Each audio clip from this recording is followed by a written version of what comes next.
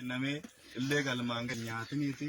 Kanaaf dogoggorri sammuu namaa yookaan immoo injira waan ta'eef kanaaf waan gootetti nam dubartii namaa yeroo lama itti dabarree gudeennee jechuudha. Hiriyaa kiyya wajjin. ida ase waan abbo sirnaanaa saynuti dirqamaanii miti waan ofii keetti hojjette lubbuu keellee balleessuun barbaanne ammoo ummata Oromoo kana keessa dhaabaddu qeerroof qarree Oromoo kana ayyoota Oromoo kinoo barsiisota tas jira beektota tas jira warra kana keessa dhaabaddu waan goote waan ummata Oromoo kana irratti raawwatte waan safuu cabsite safuu ummata Oromoo waan cabsite kinoo meeshaan itti madhu yoo isaan siidhiisan yoo isaan immoo hojjeesaadhaan asumatti biyyootti si maqnaa jechuudha. Kanaaf dubartii namaa yeroo booddanyaa maqaa keetti mimee duursite maqaan kiyya dhufeeraa fi ta'u kan immoo badhoon jedhama waan ta'eef yaada dogoggoraa keessa ganda jawwee bonii guutii mala ayyee kanaaf yaada dogoggoraa keessan galee jechuudha dubartii gaafa guyyaa kamii gaafa guyyaa kalee ayyee sa'aatii meeqan sa'aatii 6 halkan keessa maal goote mee akkam goote dhatte dubartii inni ishii wajjin ture waan ta'eef inni dura seenaa ani immoo dhumarra taa'ee dadhabnaan itti ol seenee abbaa warraa qabdi moo hin qabdu qabdi abbaa warraa maal gootan hin bahe maalidhaan baafte inni rasaasa qaba ani immoo harka duwwaa qawweedha sodaachiftanii baafta inni qawweedhaan alatte egaati immoo maal goote nan gudeedi hin gudeedde ayyee maqaa ishee eenyu jedhama dhiisi okay dhiisi ati mee itti fuufime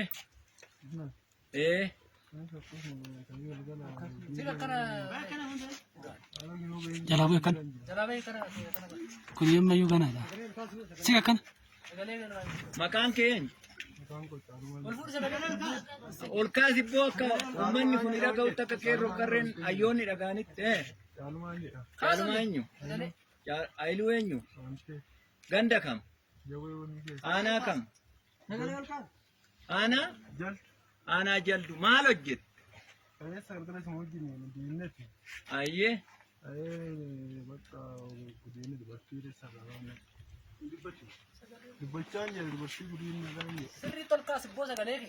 dabareetti dabartanii gudeeddani dabareedhe ila dhaggeeffadha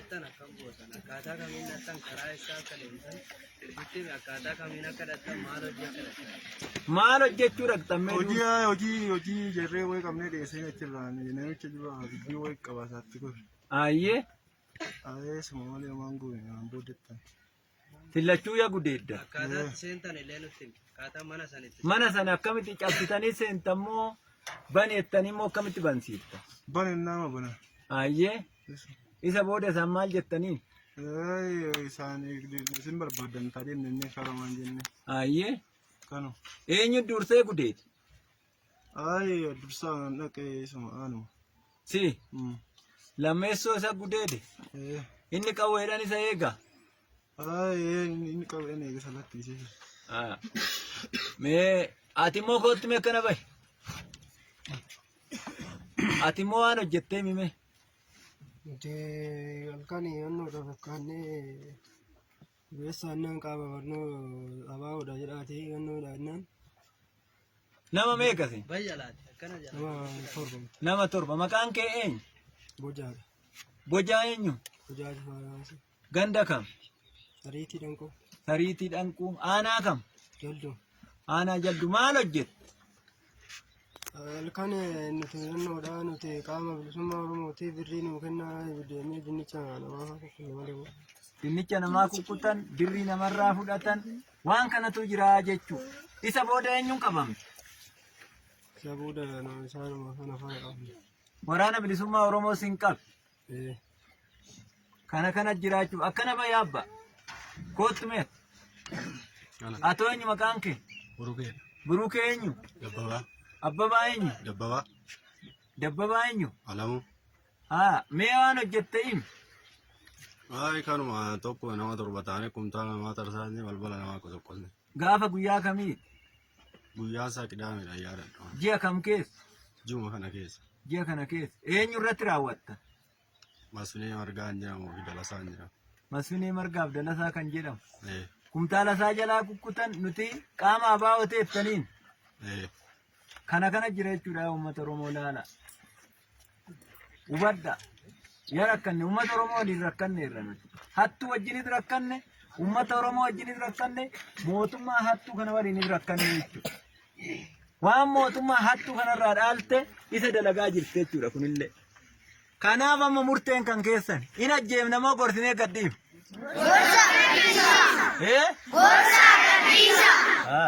Erga isin jettan isin biran dabarru gooftaan keenya akka Lammaa Magarsaa uummata keenya gooftaan jedhe sana odoon taane isin immoo nuuf goofta. Lakki akkasii miti. Kanaaf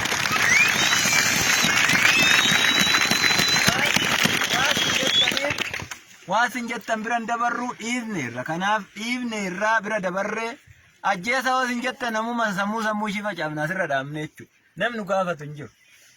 Mootummaan nu gaafatu hin jiru. Mootummaa guyyaadhaan ajjeesaa oolan. Waan nu barbaaduuf. Kanaaf ijoolleen kun naamusa waraana bilisummaa Oromoollee hin dhorkan. Barsiisota hayyoota keenya kanallee isinii karaa deemu osoo isin argatanii waanuma kana isin irratti raawwataa jechuudha. Barsiisas haa ta'u, barsiiftus haa ta'u, ammoo waan qaama waraana bilisummaa Oromoo fakkaatee isinii bilbilu waanuma tokkollee hin dhaga'ina. Yoo yakka qabaatte barsiisaa yakka godhu hin jiru dhiiroo. Yoo yakka qabaatte nuti yakka keetiin guyyaa waamnee si gaafata. Waan halkasitti seennuuf hin jiru. Ammoo waan akkanaa hubadha. Maatii keessanillee galaa ta'u hubachiisa. Kanaan booda namni tokko halkan bilbilee warri kee qaama seeraa ta'ee mootummaa kanaa dalagaa ture yookiin qawwee mootummaa kanatti galcheen ala yoo taate waraanni kun waan dhaqee gaafatullee hin qabu waan isatti reebee balbala isatti reebee birrii iddoo kanaa naa kaa'e maal jedhullee sodaa maaliif birrii iddoo kanaa kaa'e jennaan uummata nama hidhannoo hin qabne dhiisi mootummaa hidhannoo qabuyyuu walakkaa isaa deemne biyyootti isa makaa ollaa jechuudha. Sodaa uummata Oromoo malee sodaa mootummaa hin qabnu nuti. Yoo nuti 1000 irraa wareegamne 5 yookiin 10 irraa wareegamaa jechuudha. Wareegamaaf manaa baane immoo wareegamne uummata Oromoo bilisa baasuuf manaa baane jechuudha.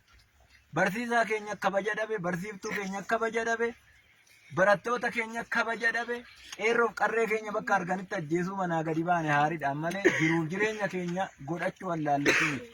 Har'allee kaayyoo uummata Oromoo kana karaatti hambisuudhaaf gantoonni fi hattoonni bifa mootummaa qindeeffate kanaan gadi baatee uummata Oromoo nu jalaa gudeedaa ajjeesaa jirti jechuudha. Nuti safuu uummata Oromoo beenna, safuu cabellee deebisuuf deemna.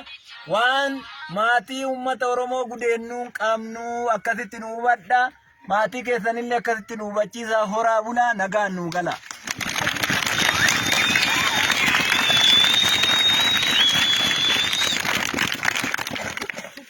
Galaa kanarra hiriira walitti niyyinaa